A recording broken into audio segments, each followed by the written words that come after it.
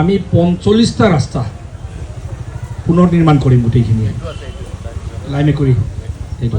মাজুলীপুৰ ৰাস্তাটো 45টা ৰাস্তা আমি এইটো নিৰ্মাণ কৰিম অলৰেডি প্ৰায়ভাগ পইচাটো অনুমোদন হৈছে টেণ্ডাৰ হ'ব এইকেইদিন টেণ্ডাৰ হৈ কণ্ট্ৰেক্টৰ কোনে পায় চাই মেলি আমি কাম আৰম্ভ কৰিম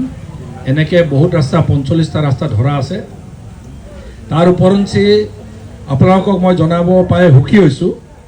এইবাৰ আপোনালোকে যদি টিভি বাতৰি যদি ছ'চিয়েল মিডিয়া ফেচবুকত যদি চাইছে অসমৰ 126টা সমষ্টিৰ ভিতৰত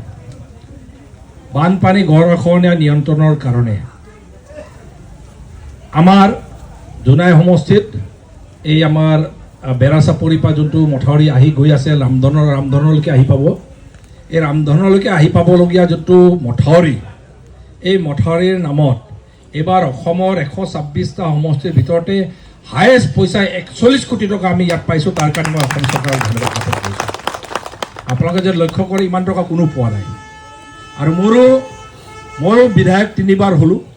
ইমান টকা একেলগে আবণ্টন দিয়া এটা ছিংগুল স্কিমত আগতে ক'তো পোৱা নাছিলোঁ আমি কাম কৰা গতিশীল আৰু আমাৰ উন্নয়নৰ ধ্বজাবাহক বুলিয়ে ক'ব লাগিব এনেধৰণৰ বিধায়ক আমাৰ জীৱনকালত আমি দেখা নাই তাৰ বাবে আমি এখেতক অন্তৰৰ পৰা ধন্যবাদ জ্ঞাপন কৰিছোঁ তাৰ বাবে আমি অঞ্চলবাসীৰ হৈ পুনৰ এটি গামোচাৰে এখেতক ধন্যবাদ জনাইছোঁ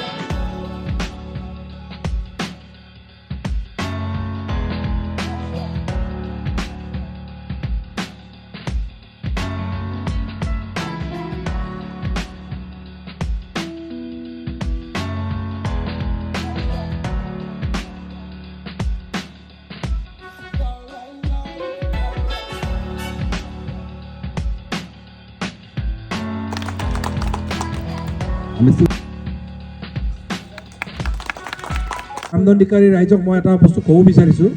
এবাৰ চবতকৈ ভাল খবৰটো হ'ল মথাউৰিতে এইবাৰ ৰামধনধিকাৰী চব